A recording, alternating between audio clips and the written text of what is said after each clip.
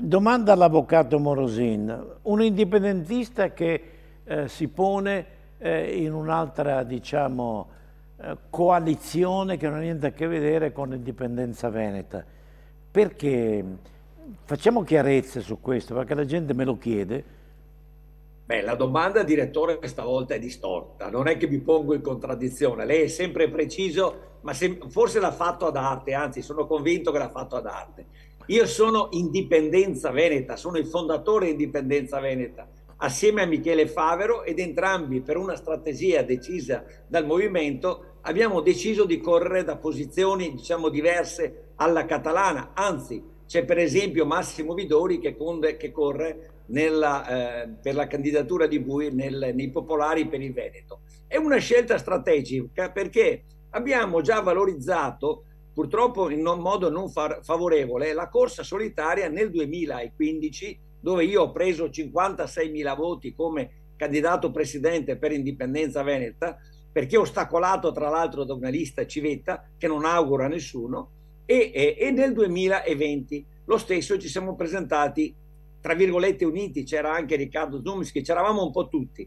Evidentemente quell'esperienza non doveva passare in vano e abbiamo deciso collegialmente, non io personalmente, tant'è vero che tutti quanti ci dichiariamo di Indipendenza Veneta, però il simbolo di Indipendenza Veneta abbiamo deciso di non farlo correre a questa consultazione elettorale per il Veneto, facendo un'azione alla catalana, e quindi corriamo in più parti. Qualcuno dice che siamo divisi, io no, penso esattamente il contrario. È una tattica diversa per cercare di portare il microfono di un Veneto indipendentista nel DNA, e quindi indipendentista senza riserve, indipendentista senza altri scopi, all'interno di un consiglio regionale, per rendere, diciamo, dall'interno, per cercare di fare dall'interno quello che non si è riusciti a fare dall'esterno.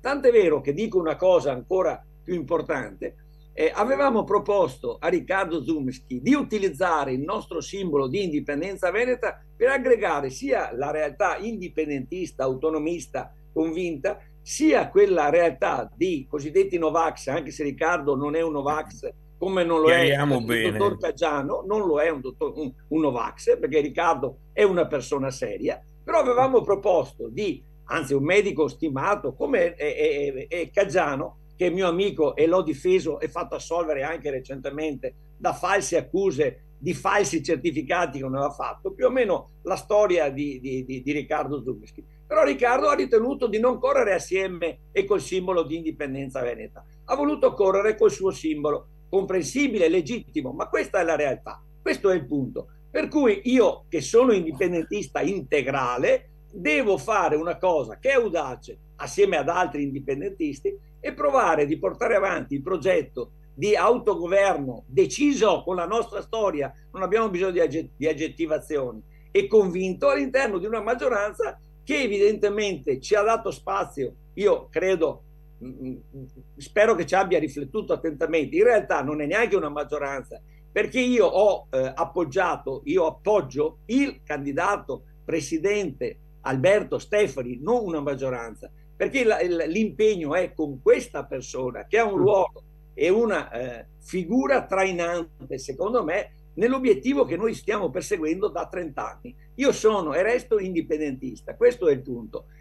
Purtroppo non si è riusciti a fare questa cosa unitaria, ma ripeto, ognuno può fare quello che crede. Io penso, ed ho finito, che l'azione, la visione di indipendentismo che io rappresento, la mia faccia è Indipendenza Veneta, non altre cose. All'interno, mi auguro, se eletto, di una maggioranza, io possa dare molta più energia, diciamo, molta più possibilità di cambiamento da una protesta del quel mettersi di traverso, come diceva Riccardo prima, che non basta, bisognava fare qualcosa di unitario. Addirittura io avevo proposto I tempi che televisivi, siete in Riccardo tre, se Giusti no qua mi ammazzano. facesse corpo unitario con noi e fossimo tutti all'interno della maggioranza per scardinare Va dall'interno bene.